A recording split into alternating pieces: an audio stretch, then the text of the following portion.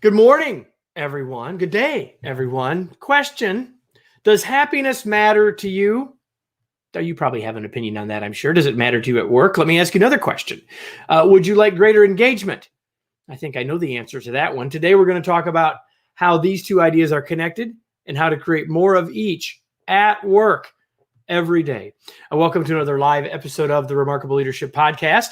You can get all future live episodes and therefore interact with us and see them sooner, because this episode's not going to be, we're having this conversation on the 24th of May. This isn't going to go live until August. So if you're hearing this in August, man, you should join us sooner. You can do that by going to our Facebook or LinkedIn groups. Just go to remarkablepodcast.com/Facebook or remarkablepodcast.com/LinkedIn to learn more and get connected there.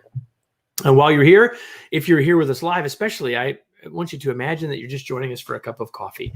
If you have questions or comments or ideas, please put them in the comments. We'd love to see them. We can see them live. They will make for a better conversation between my guest and I, and eventually a better podcast for anyone who is watching it later. And today's episode is brought to you by Remarkable Masterclasses. Each month, we release a new skill in an advanced form of a masterclass designed to help you become the remarkable leader and human you were born to be. Details on how to get on board for a specific skill or to get discounts each month can be found at remarkablemasterclass.com. And without any further ado, I will introduce you to our guest today, Mr. Happiness. That's what I'm going to call him. His name is Eric Karpinski. He has been on the cutting edge of bringing positive psychology tools to workplaces for over 10 years with clients that include Intel, Facebook, speaking of Facebook, IBM, T-Mobile, Genentech, and many others. He's a key member of Sean Acor's Good Think team, trained as a scientist at Brown, and has an MBA from the Wharton School. He has a brand new book out. Well, it's not maybe brand new, depending on when you're watching, but here it is. Put Happiness to Work. 7 strategies to elevate engagement for optimal performance. It's been endorsed by Adam Grant, Sean Acor, and Daniel Pink. And today, he's our guest. Eric, welcome, sir. Glad to have you. Excited to be here. Love your interview style and your energy. Looking forward to having a great conversation. And so far, I'll just show you, we've got people from Mali and people from Iran. And I know that that's not all. That's just the people that have told us. So if you're here live, tell us where you're from. Tell us what you're up to. Tell us why you're here. And while I start to talk to our guest, Eric, I am really glad that you're here. And so I want to start, and you know this because you've shared with me that you've watched and or listened to a number of episodes. I'm going to start with where I always start, which is tell us about your journey. You didn't probably wake up when you were 8 and think, I'm going to be an expert on positive psychology. So just a quick version of sort of how you end up here. Absolutely. Yeah. So I didn't wake up at 8, but I did wake up in high school and I said, I like being happy and I want to be happy. How do I do it? What a novel idea. I think everybody wants that, but no one probably asked the second part of the question, right? Right. Which is how? And society laid out a very clear path to me. They said, look, Eric, if you work hard, you'll become successful. Once you're successful, you'll have the money and the freedom to do what you want, and then you'll be happy. All right. Well, I took that to heart. I said, okay, what's hard work mean? It means getting into a great college. It means working hard in high school. It means doing all the things I need to do for that success. And fast forward 20 years, I sort of popped up my head off the sort of treadmill in 2008. And I said, I worked really hard and I got really lucky. And I look back at my career so far, got a biochemistry degree from Brown. I had the MBA from Wharton, like you mentioned. I had a resume full of those sought after jobs that paid well and like got interesting, cool experience. I was making lots of money. I was married to my college sweetheart. I had 2 great kids. I live in San Diego. Beautiful weather all the time. I was more successful than I ever expected to be as that little high school kid. And I was absolutely miserable. That constant drive of more success, the next promotion, the next raise, the next big deal, the next thing.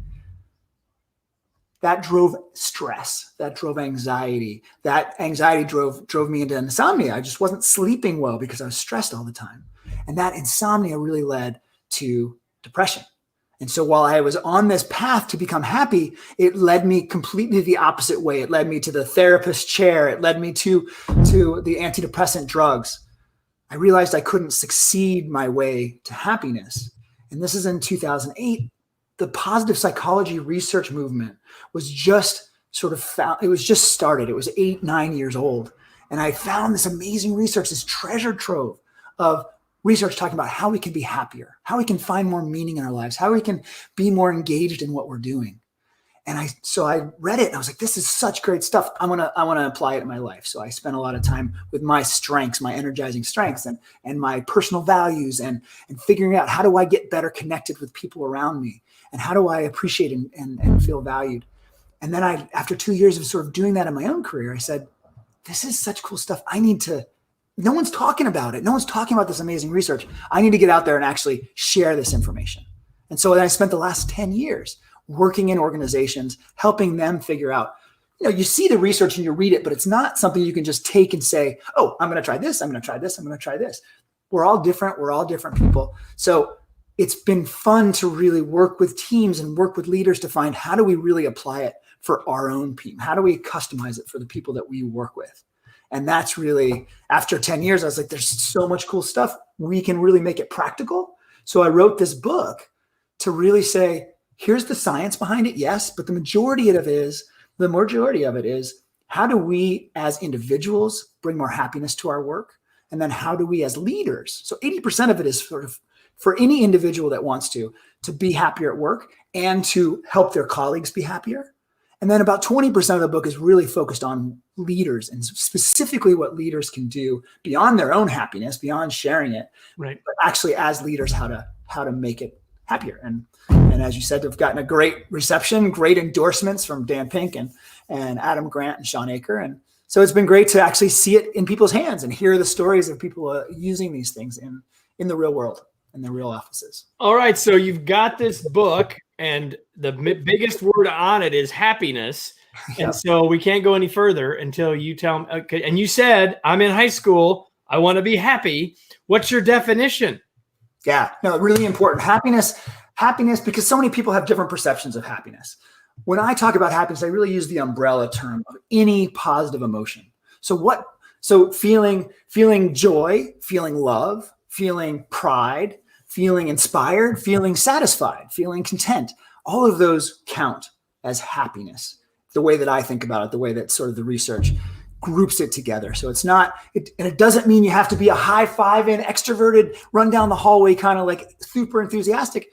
Whatever way you like to feel positive emotions, that counts. That's what we're talking about. And it's important that whatever way you like to feel it, that you express it in some way so people can see that you're feeling good, because that's what makes it infectious. That's what helps it spread. All right. So then the other word that I mentioned in the opening, and it's another one of the words in the title, and it is one of the most consultancy words in the English language, and that is engagement. So now you got to give us your definition of that, because most people may not be thinking about the happiness one at work. We're going to connect them together here in a minute, but you've given us that definition for you. Give us your definition of engagement. Yeah. So engagement is really when teams are engaged. When we talk, so much of the consultants, as you say, the consultants speak, and a lot of the research talks about engagement as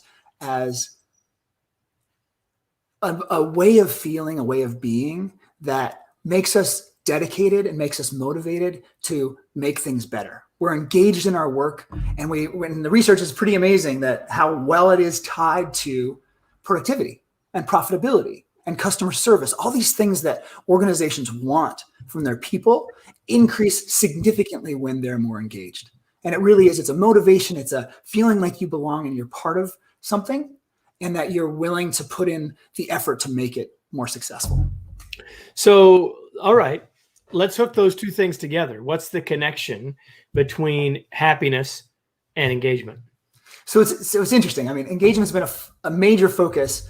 It's been great research on it for 20 years. The last 10 years, just about everybody has been talking about it and measuring it. 70%, Deloitte said 70% of organizations have actually measured and tried to increase the engagement of their teams. And like I said, it's for good reason, right? We see productivity, like the ties to productivity and profitability and customer service and teamwork are indisputable. Hundreds of thousands of teams that they've studied, at Gallup in particular. But even with billions of dollars of investment, we've seen very little change. If you look at the Gallup research over the last 20 years, it stayed within just a few points of 30% for 20 years. Yeah, the needle's not moving much. The needle's not moving. We're doing something. We're not doing it right. We're doing something wrong. And here's what we're doing wrong is that leaders think and talk about engagement. When they do talk about it with their teams, they're only focused on the benefits to the organization, right? The profitability and the productivity we talked about. Or they're focused on, hey, I've heard about engaged teams. They're more committed. They're more loyal. They're more willing to put in discretionary effort. Well, when you hear that as one of someone's employee and they're like, you're telling me I'm not committed enough? You're telling me I'm not loyal and I'm not working hard enough? Is that what you're telling me? Well, I'm really motivated now, right? So you end up in this place where they're talking about it from a benefit of the organization and the benefit to them. They're not talking about the benefit to us. But here's the thing. Most people just don't care about their engagement, but they do care deeply about their happiness. And so what's really cool is when you look at people who are engaged, they're feeling lots of activated positive emotions. They're feeling inspired. They're feeling proud. They're feeling enthusiastic. They feel like they belong and they're part of a team. They feel like their work matters. So if we can focus as leaders, not on, hey, these are the outcomes we're going to get, and isn't that great, la-di-da, but instead, hey, we're going to be focusing on these 7 strategies that we know are going to increase our happiness, they're going to increase your happiness, and they're going to increase our engagement at the same time, right? Now we're in a place where people are going to be motivated and engaged and going to be engaged in engagement activities, right? They're going to be engaged in what we're talking about. So because they immediately see benefit. They see benefit because they've got that teenager in their past, just like you were like, I want to be happy. So you've got 7 strategies. Yep. And the one I want to talk about first is the title. I mean, I love it, but the title of the chapter is counterintuitive to most people, right? Mm-hmm. And that is, I think it's the 3rd strategy. It doesn't really matter. Put stress to work. Put stress. Really? Like, aren't we happy? Isn't stress like the opposite of happiness? Like, what's the role of stress in all of this, sir? Yeah, I think it's really important. And before I dive into the specifics, because I really important that we get to some of the practical tools. I like to think of this book and of this whole and of this interview as an action buffet, right? I'm going to give you a bunch of different tools. You do not have to do everything. In fact, I want you to just listen and see which tools sound interesting to you, which ones sound intriguing, because that's what I've got dozens of these tools in the book. And so then you experiment. Hey, this sounds cool. I think this will work with my team. Try it out. Try it out for a while. If it works, awesome. We'll figure out how to integrate it into your life. But if it doesn't work, if it feels awkward after trying it 4 or 5 times, well, then find something else. The research only tells us what works for the average, for the majority, but it doesn't mean it's going to work for you. I think there's 2 really important things that you just said, Eric. And one is that there's a lot of tools here, right? You can't try to do them all. You're not going to do any of them. So that's a bad strategy. But the other thing that you're saying, and you say it in the book as well, that a lot of times authors don't say, and it doesn't necessarily mean they don't believe it, but they don't say it as clearly as you just did, which is, hey, find the ones that work best for you. Find the ones that are going to move the needle for you. Find the ones that feel most comfortable for you and your team. Not that comfort is the be all and end all, but I think that's why I think where you're taking us is so very, very practical. So take us into some of the stuff we can try or do. Well, first of all, why stress, right? Why stress? And then give us a couple of tools. So stress obviously draws a lot from our happiness. And when we're really stressed, it can take away. But here's the thing about stress. You know, we hear about how it's killing our health. We hear how it's killing our productivity. Like anytime you read an article on stress, it's like, oh my God, all these terrible things are happening. Well, Kevin, when you hear that, and then you start to feel some stress, what does that do? Well, it puts people under pressure, right? And it makes them more stressed. Yeah. You're stressed about feeling stressed, and that just snowballs. It makes it even worse. Here's the thing. Stress evolved to help us. right? When we're stressed, we tend to breathe a little faster. Our heart rate kicks up. The liver actually releases all this energy, this glucose and these fats into this blood system. It's all getting us ready to act, to move, to go forward. Well, that's good. Like, why are we so stressed about it? Well, there are there's two major categories of reactions, how we respond to stress. One is called the threat response. And this is when we really feel like overwhelmed. And we tend to, there's the weird things that happen in the body. It actually shunts some of the blood from the brain and the active parts of the brain towards the core. Same thing with your periphery, like the blood is drawn away from the legs and the arms and the periphery. And it causes this increase in blood pressure, right? As our heart rate's going up, but we're more constrained about where the blood goes. And that causes a lot of the health problems. And because there's not as much blood in the brain, we don't think clearly. We can't really make decisions. Well, there's another response that people don't talk about. And that's the challenge response. And the challenge response is amazing because it does something. It's when we feel like this is going to be hard, this is going to be big, right? We're feeling that stress just as strongly, but then we recognize that, hey, we actually have some things that we can do. I know what the next step's going to be. I know how to move forward against this. And what happens when we get that response, it actually reopens the arteries and the veins in the brain and in the periphery. So all of a sudden we don't have that strong resistance. The blood pressure is not as strong. Our heart's still beating fast, but the blood has somewhere to go. And importantly, it opens blood into the more evolved parts of our brain, the prefrontal cortex, where we can actually recognize that we're feeling stressed. Instead of being in a reactive mode, we can choose what we're going to do. Then we have the logic and things that we can go forward with. There's a lot of research over the last 10 years that really talks about, that differentiates these two and says, here's how we get into a challenge response. And I can't get into all of them. I've got it's called the Aspire tool set, whole chapter about this. And there's a worksheet and everything that'll help you go steps. But one of the biggest ones is simply recognizing that stress can be helpful to us often makes it so. So just remind yourself the stuff that I started with a section with, which is, hey, my heart rate's going faster, I'm breathing fast. This is getting me ready to respond. If we actually, in fact, a study that said, if we just say, hey, this is my body getting excited, I'm excited, that will help us move into the challenge response and actually help us respond. Like such a study after study after study shows when we are in that challenge response, we test better on the GRE. We make better presentations. We actually are more productive in our work. We're more engaged. We're more connected with people. It's any way that you want to switch it. If we can find ways to switch. And one of the ways is simply, hey, this is helping us. This stress is helping us, giving us energy to move forward. Boom. That's step one. And there's a whole lot more in there, but I want to make sure we get some of the other strategies discussed about and, provide more on the action buffet. Yeah. Well, but I think it's so important because so many people immediately label that as spaghetti-o. And that's really doesn't have to be that at all. It's like, there's a difference between responding and reacting.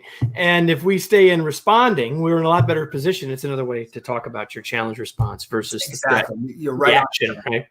Right. And so, it's interesting. And I'm going to look at this real quick. If you're listening to this on the podcast later, last week I had Chester Elton on. We were talking about anxiety at work. Really important stuff. Wonderful new book. Unfortunately for all of you that are watching this live, or sometime between now and August, you're going to have to wait for that because we didn't do it live. You can't find it yet. But the connection between these two things are super important. So if any of you are listening to this or watching this later, you want to make sure you go back. If you didn't see the episode we just did with Chester, you're going to love the connection between these things. So, all right. So we've talked about one of the 7 strategies, which is how we can use our stress for good rather than ill. But another one of the strategies is around social connection. And, in the world in which we live today, we have become clearer than ever about the need for this. And there's an awful lot of discussion as we're doing this live at the end of May about, in fact, I just wrote about this on LinkedIn the other day, that, man, this hybrid thing's not going to work because the social connection is all going to fall apart. So people are saying social connection is important, but it's, all of that is there. You're saying this is one of the 7 strategies we've got to focus on if we want to raise engagement and raise happiness. So let's talk about why that's all true. Give us some strategies. And then I want to make sure we talk about this as it relates to remote and hybrid as well. Yeah, great. Because I think what's important is whether we're hybrid, whether we're fully remote, whether we're in person, there are tools we can do, and we need to be proactive about it. We need to be thoughtful about it. So being socially connected with others is a biological need. It is absolutely required. It's the most essential factor to our happiness. And it's a real big driver of our success and our engagement. We are wired for connection. And if we are lonely, and if we are not finding our ways to be connected, if we don't have people to rely on, and people who rely on us, then we're simply not going to optimize our well-being. And I'd say, with social distancing and with masking and everything, it's really, our social connection has really taken a hit over the last 14 months. And that means we need to be really proactive at re-engaging. I'm an extrovert. So funny now, as a lot of my no one who's watching, by the way, would be surprised by that. Just saying. Exactly. Just saying. But now, since I interrupted you, I'm going to stay there for a second, because there are people, and you write about this in the book. There are people who say, well, wait a minute, that didn't matter to me. I'm an introvert. Right. To which you say, absolutely false. Right? Yeah. So go ahead. Say a little bit more about that. But as an introvert and an extrovert, we're all human. We all need people. We don't need hundreds of people, right? We need 4 or 5 people that know us and that we know, that can rely on us and we can rely on. That we ask for help and we know that we'll help them when it happens. No matter whether you're introvert or extrovert, however you like to connect, just make sure you find ways to do that. And for introverts, make sure you recharge with the time alone and the time to think and to be by yourself. But we need to go out. We all absolutely need that. The data on health and social connection is, if you're lonely and isolated, it's the equivalent of smoking 5 packs of cigarettes a week in terms of the detriment to our health and our longevity. So that said, a lot of us are out of practice. Even us that are extroverts are out of practice. In fact, probably more so because we miss it so much. And the motivation to get out there, we need to find ways to reactivate our desire and our skills at social connection. And so 3 personal habits that I want to share. And by the way, the book is full of 3 categories: personal habits, things that we can just do ourselves; one-on-one habits, things we can do with other people one-on-one; and then team habits. And so I'll actually give you some examples of all 3 here in this, because I think it's so important that we talk about social connection. So 3 simple habits that we can take on ourselves to help increase our ability and our interest and our desire for social connection. One is gratitude for others. Just take a few minutes each morning, write down 3 people that you're grateful for and what specifically you're grateful for them for. What is it that's great about them? What do you appreciate? Amazing. It rewires your brain for the positive, helps you then find more positive things to appreciate, and it gives you lots of things that then you can go tell people, right? And the second one is something called the conscious acts of kindness, email or text. The thing is, simply find some time each day where you pick somebody in your social network and just send them a 2-line email, telling them why you appreciate them, sending them some encouragement, telling them why, sharing them some good news. Anything that's positive, and it's got to be short because it's so easy to just keep going. 1-2 lines, send it out and go. The beautiful thing about being short, not only is Eric telling you all to make it short, but that should give you no excuse. It takes to not do it. You're not saying, well, what am I going to tell them? You're not writing a letter. It doesn't have to be huge. And it doesn't have to be a text. It can be an email. I love that. But it should be like a text. You all remember when texts couldn't be any longer than a tweet? That's where we're headed here, right? Go ahead, sir. And so it's a great way to do it. Helps us. If we feel good sending that love out. And of course, sometimes, a lot of the time, we're going to get messages back from people saying that was really awesome. Thank you for that. Or they might say when you first start, wait, are you drinking? Is something wrong? Because sometimes when you're changing the social script of messages you're sending, it takes people a little while to get used to it. But by the time you send the second one, they won't bat an eye. So that's the second one. Third one is something called a connection meditation. And this is an interesting one. It's going to sound kind of hippy-dippy California to some of you, but it's backed by research from Stanford, from the University of North Carolina, from a bunch of other institutes. And it's also got 5,000 years of history. It co-evolved with mindfulness meditation. So it's also called loving kindness meditation. It's also called metta meditation, but I like to call it connection because it's you can use that in work and no one's going to freak out that you're trying to bring love to work. Yeah. So the idea is that you just bring someone to mind that's real easy for you to love, right? And maybe it's a partner, maybe it's a niece or a nephew or a grandparent. Bring them to mind and just send them these nice wishes. May you be happy. May you be healthy, and you kind of open to the love you feel for them as you're sending them these good wishes. All right. And then you change to someone else, and you bring someone else that maybe you're someone you know well, but maybe you're having a little bit of conflict, or you just want to feel it stronger. And you send them the same wishes. You kind of open to the love and connection you feel for them. May you be happy. May you be healthy. And then you go to a third group or another third person, or maybe you can do a whole team, or you can do anyone you want. But then you bring someone that you don't know that well that you want to get to know. And you send them the same wishes. Boom. May you be happy and may you be healthy, visioning them. And the simple idea here is we're just taking the love we feel for some people and kind of sharing the wealth, spreading it out a little bit further. And we see that the research says we feel more empathy when we do this. We get better at connection when we finally do it. We actually we have more desire to connect. So great ways to sort of reactivate.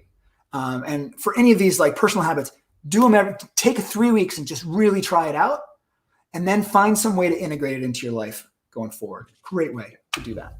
We got a question that came in. It's kind of an overarching question. Nasir asks this, and I'll put it up on the screen.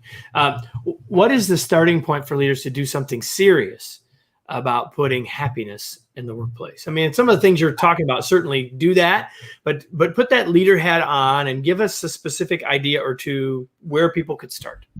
What I love to do is suggest that people get the book, read through it, find some ideas, give the book to a few other people on your team, and ask them what they feel.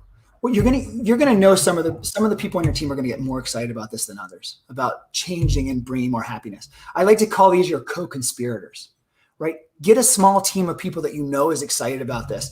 Talk about the book, talk about some of the things you want to try, see what they want to try, what they think will fit the team. And then just start it. But it's nice to have, when you announce it in a meeting, if no one's ever heard of this, it can be really awkward. But if two people are like, oh yeah, I think that's a great idea, Eric, here, I'll help you with this team. Well, I'll help you with this. You get a couple of people raising their hands, and suddenly it's the way you're doing it. And everyone else is going to, there might be some people like to think of themselves as curmudgeonly and like happiness doesn't belong in the workplace. That's okay. You don't need to bring them on board right away. Bring a couple people, start doing some of these activities. Don't force anybody to do any of this. And then people will see it. They're going to see that it's fun. They're going to see that it's helping productivity too. And they're going to engage in it. So it's a really good question. How do you get this started? Don't try to just do it all alone. Find a couple people on your team that will be excited. Work together and plan this out. So I'm gonna take us in a slightly different direction before we move into the close of our time. Yep. There's something that you talk about in the book that I think is important in the chapter around, so we've been talking about happiness and we've been talking all sort of positive here, yep. But we all have as human beings a negativity bias. And you talk about something else that I think is useful for people to understand and see in themselves. And it's what is called gratuitous negative emotions. Can you just touch on that? Because I think it's an important concept that a lot of people haven't heard of and will be of great value to them. So, because most people do it. Yeah. So talk about that just for a second. Sure. So negative emotions are hugely important, and they're hugely important for our happiness, right? Obviously they can take away from happiness, but there are certain types of negative emotions that we actually have to open to. When we're really disappointed that something bad happens, when we're losing someone that's close to us, those are what I call necessary negative emotions. We have to let them in. We have to feel them. We have to experience them. Otherwise, if we're just pushing them away, then they're going to pop up somewhere else and it's going to mess up our life. So then we need to figure out which one are the necessary negative emotions and which are gratuitous negative emotions. Because it's easy to take, hey, I didn't get that promotion or I didn't get picked for that team, and make it into this huge deal. Oh, this means they don't appreciate me. I don't have the skills, or I'm just not good enough. And then, maybe they're going to fire me. And it starts this whole set of stupid negative thoughts. These are gratuitous negative emotions. These are the ones we can safely reduce and almost try to eliminate. We need to recognize when we're feeling them. We need to call it out. I'm being kind of unfair to myself. Like, is that truly the fact? So they pick Sarah instead of me. That doesn't mean that I'm never going to get picked for something. It doesn't mean that I'm a terrible person, right? You need to start recognizing what you're speaking to yourself in your head and start countering it, bringing facts to it. And sometimes we just need to distract ourselves out of those gratuitous negative cycles. Like, get something that you really enjoy doing, and maybe it's a puzzle on your game. Maybe it's go for a walk. Just take a break from things when you're really in that gratuitous cycle and step out of it. Maybe it's some connection meditation. So I've got one more. Well, let me just ask this: we certainly didn't talk about everything in the book. We're talking with Eric Karpinski, the author of "Put Happiness to Work: 7 Strategies to Elevate Engagement for Optimal Performance." But is there any one specific thing that we didn't talk about that you really wished we would have? Any specific, item, tidbit? I think I want to circle back to the social connection, because we talked about things we can personally do. I want to talk about 2 things that are really helpful to use to create that with our teams. One is in your one-on-one meetings with your people, especially if you have regular one-on-ones with different people, just start asking a simple question of, what's one good thing you've seen someone do on the team this week? What's one good thing? You can't, obviously as a leader, you can't see everything that's happening. So use your people to find out what other good things are happening. And by doing this simple thing, asking them, and then asking them consistently, and be like, I'm going to ask you this question each of our next 6 meetings at the beginning, right? And then they'll start to give you a list, and all of a sudden you'll have all these things that you can actually appreciate your people for, real things that someone else has appreciated them for. Awesome. It trains that person, just like the gratitude practice does. It trains them to start noticing the good things along the way. And hopefully they'll start noticing them more often. Hopefully they'll say, hey, that was really awesome. I really appreciate that you put so much detail on this response, right? That's just going to grow the amount of appreciation, and appreciation is a key part of social connection. Another one that I love that you can do with your teams is ask everybody on your team to put together 10 pictures from their life outside of work. And then ask one person in a team meeting each week for however long you need to present. It's called a Pecha Kucha presentation. It's Scott Crabtree up in the Northwest introduced me to this idea. And here's the key. You only get 10 to 20 seconds per photo to describe it. So there's no long involved stories. It's like, hey, I was an Air Force kid growing up, so I lived in these 10 cities. This is me in my beekeeping suit, because I'm a beekeeper. I've got 2 hives going on. Hey, I was diagnosed with cancer last spring. I had surgery in the fall, and I'm cancer-free now, right? That's all the kind of information you get. But what happens is everyone gets a feel for who the people are that they work with, what matters to them. And it plants all these seeds of amazing conversations that happen after the meeting, right? Hey, I didn't realize you were a beekeeper. Do you get stung all the time? Right? Like, how does that work? And like, I've got a friend who's going through breast cancer right now. What were some of the challenges you found? Whatever the issues are, you're going to create these conversations that happen offline that is really going to help bind your team together. Yep. Michael says, applying challenge response to emotional situations is basically what you're suggesting. I like a lot, melt the snowball before it rolls down the hill. That's a good way to say it. Nice. I'm going to shift to one of my favorite questions I ask people here. Okay. What do you do for fun? I am an extrovert, so I've got all of this energy and like social interactions, getting people together. I love to, go to get people in the park in the afternoon and go play bocce, but like all terrain bocce where you bounce the balls off things and you do all kinds of crazy stuff. Anything we can do with people really drives my happiness significantly. So that's a big part of how do I proactively do that, especially as we're coming out of this pandemic and have vaccinations and ways to do it.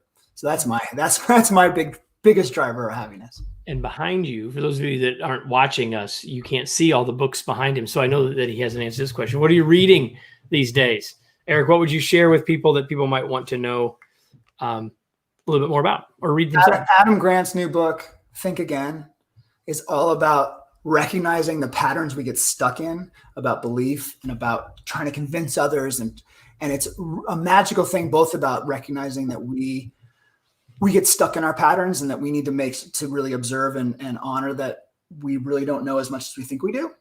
And then he flips it. Then he's like, and here's some tools that we can use to help others recognize when when they're not there. Not arguing them to death, trying to convince them, that doesn't work, but a lot of great tools for how do we engage with people that believe differently than we do, and how do we try to make some. So obviously hugely important at work, and hugely important with all the political discussions and all the distrust that's happened in the world. Like, how do we engage in ways that are actually honoring the human that's behind those thoughts and those beliefs?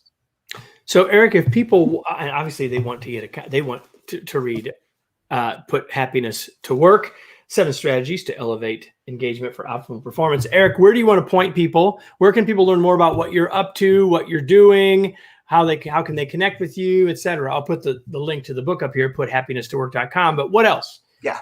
So puthappiness-to-work.com, it's a great way to whichever way you like to buy it. If it's independent bookstores, if it's Amazon, if it's Barnes & Noble, you can do it there. I'm on LinkedIn, really active on LinkedIn. So you can certainly find me. Eric Karpinski is my LinkedIn handle. I'm building up my Twitter. It's not my most experienced thing, but that's something to do. And my wife and I write a column that just got picked up by Psychology Today, and it's called "Put Happiness to Work: Sticky Situations." So if they want to, we're going to be posting the first one. By the time the podcast releases in August, there'll be 15 of them up. But we're just going to be posting our first couple this week. So yeah, I think that's it. And then my main website is erickarpinski.com. Eric is with a C, Karpinski is with a K. And then if you sound it out, Google will find it for you. It really will, actually. ERICKARPINSKI.com, Eric Karpinski, or puthappiness-to-work.com. And so before we go, everyone, I have a question now for all of you who are listening and watching, and that is, now what? What are you going to do with this? Well, certainly today, Eric has given you a number of very specific strategies that you could employ, whether it's around connection, meditation, whether it's around thinking of gratitude about others, or how you can be grateful for others, whether it's things for your team, whether it is being aware of your gratuitous negative emotions, whatever it might be. The challenge for you today is to take action on something that you got, because if you don't do that, this will have been a very little lasting value. So Eric, thanks so much for being here. It was a pleasure to have you. Thanks, Kevin. That was a fun discussion. Glad we got to get through that. We got to really talk about things to do, and thank you for encouraging them to actually start something. And we hope that you'll come back with us, everyone. If you're watching or listening, you come back with us again next week, because we'll be here again with another episode of the Remarkable Leadership Podcast. Thanks, everybody. Thanks.